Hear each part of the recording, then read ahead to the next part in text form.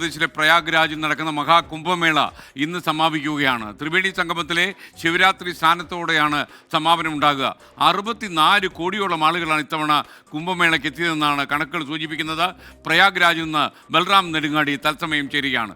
ബൽറാം, കുംഭമേളയ്ക്ക് സമാപന ദിവസമാണല്ലോ, ഇന്ന് കൂടുതൽ ആളുകൾ എത്തിയിട്ടുണ്ടോ? ഇപ്പോൾ എന്താണ് അവിടുത്തെ അവസ്ഥ? ഇത്രയും വലിയൊരു ഉത്സവം ഇന്ത്യയിൽ ഒരു സംസ്ഥാനത്തും നടക്കുന്നില്ലല്ലോ.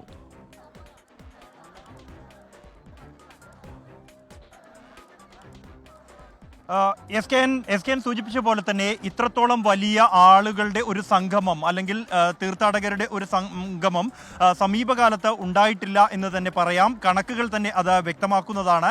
ഞാനിപ്പോൾ ഉള്ളത് ത്രിവേണി സംഗമത്തിലാണ്. അവിടെ നിന്നുള്ള ദൃശ്യങ്ങൾ നമുക്ക് കാണാം. ഈ ഒരു അവസരത്തിൽ ഇനി മഹാകുംഭമേള പൂർത്തിയാകാൻ ഏതാണ്ട് മണിക്കൂറുകൾ മാത്രമാണ് ബാക്കിയുള്ളത്. ഈ ഒരു ഘട്ടത്തിലും 10,000 മേളയിലെ സ്നാനത്തിനായി ത്രിവേണി സംഗമത്തിൽ എത്തിച്ചേർന്നിരിക്കുന്നത്. ഇത് ഒരു കടവിൽ നിന്നുള്ള ദൃശ്യം മാത്രമാണ്. ഈ നദികളുടെ ഇരു കരകളിലും ഇത്തരത്തിൽ വലിയ ആൾക്കൂട്ടം ഇപ്പോഴുമുണ്ട്. വൈകിട്ട് 6 മണിവരെ വലിയ തിരക്ക് അനുഭവപ്പെട്ടിരുന്നു. അതിനുശേഷം അല്പം തിരക്ക് കുറഞ്ഞിട്ടുണ്ട് എങ്കിൽ പോലും ഇപ്പോഴും സ്നാനത്തിനായി തീർത്ഥാടകർ എത്തിക്കൊണ്ടിരിക്കുകയാണ്. പലർക്കും ഈ 45 ദിവസത്തിനിടെ വരണം എന്ന ആഗ്രഹം ഉണ്ടായിരുന്നെങ്കിലും എത്താൻ കഴിഞ്ഞില്ല. അത്തരത്തിലുള്ള ആളുകൾ എത്തിക്കൊണ്ടിരിക്കുന്നു. കൂടാതെ ഇന്ന് മഹാശിവരാത്രിയാണ്. ഈ മഹാകുംഭമേളയിലെ 6 അമൃത സ്നാനങ്ങളിൽ പൊതുജനങ്ങൾക്ക് വേണ്ടിയുള്ള സ്നാനമാണ് ഇന്നത്തെ ശിവരാത്രി സ്നാനം എന്നുള്ളത്. അതുകൊണ്ട് തന്നെ കൂടുതലായും ഉത്തർപ്രദേശിൽ നിന്നുള്ള തീർത്ഥാടകർ തന്നെയാണ് ഇന്നും എത്തിച്ചേർന്നിരിക്കുന്നവരിൽ ബഹുഭൂരിഭാഗവും. എങ്കിൽ പോലും മലയാളികൾ ഉൾപ്പെടെ നമ്മൾ ഇവിടെ കണ്ടിരുന്നു. ഗുജറാത്തിൽ നിന്നുള്ളവർ, രാജ്യത്തിൻ്റെ വിവിധ ഭാഗങ്ങളിൽ നിന്നുള്ള വിവിധ ഭാഷകൾ സംസാരിക്കുന്ന വിവിധ സംസ്കാരങ്ങളിൽ നിന്നുള്ള ആളുകളെ ഇവിടെ ഇന്നും നമുക്ക് കാണാൻ കഴിഞ്ഞിരുന്നു. അത്രത്തോളം വലിയ ഒരു ജനപങ്കാളിത്തം ഇത്തവണത്തെ മഹാകുംഭമേളയ്ക്ക് ഉണ്ടായിരിക്കുന്നു. 64 കോടി തീർത്ഥാടകർ എത്തി എന്നാണ് സർക്കാർ ലഭ്യമാക്കിയിരിക്കുന്ന കണക്ക്. അത് ഇന്നലെ വരെയാണ് കണക്ക്. ഇന്ന് ഈ മഹാശിവരാത്രി ദിവസമാണ് ഏറ്റവും കൂടുതൽ തിരക്ക് അനുഭവപ്പെട്ടത് എന്ന് സുരക്ഷാ ഉദ്യോഗസ്ഥർ സാക്ഷ്യപ്പെടുത്തുന്നു. അതിൻ്റെ കണക്കുകൾ പുറത്തുവിട്ടിട്ടില്ല. 2 കോടിയിൽ പരം ആളുകൾ ഇന്ന് മാത്രം ഈ കുംഭമേളയിൽ ത്രിവേണി സ്നാനത്തിനായി എത്തിച്ചേർന്നു എന്നാണ് നിലവിൽ ഉള്ള കണക്കുകൾ, അല്ലെങ്കിൽ ഈ സുരക്ഷാ ഉദ്യോഗസ്ഥരുടെ കണക്കുകൂട്ടൽ ഉള്ളത്. അതിൻ്റെ കൃത്യമായ വിവരങ്ങൾ നാളെ മാത്രമായിരിക്കും ലഭ്യമാവുക. ഇതോടെ ഇത്തവണത്തെ